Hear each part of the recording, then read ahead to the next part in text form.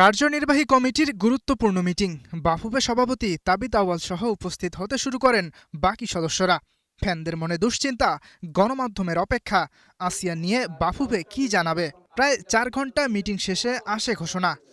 আমরা ফিফার কাছে যে আবেদনটা করেছিলাম সেই আবেদনের পরিপ্রেক্ষিতে গতকালকে রাত্রে আমরা সেটার একটা পজিটিভ নিউজ আমরা পেয়েছি। সেই পজিটিভ নিউজটা হচ্ছে যে আসিয়ান কাপ আমরা খেলতে যাচ্ছি। ঘরোয়া ফুটবলের নড়বড়ে অবস্থা। 25 আগস্ট থেকে লিগ শুরু হবার কথা থাকলেও তা পিছিয়ে 18 সেপ্টেম্বরে চলে গেছে। আর ফেডারেশন কাপ শুরুর সময় 28 আগস্ট থেকে 22 সেপ্টেম্বরে নেওয়া হয়েছে। প্রায় 1 মাস সময় পিছিয়ে গেলেও বাফুফের দাবি ফিফার বেঁধে দেওয়া সময়ে শুরু হবে লিগ।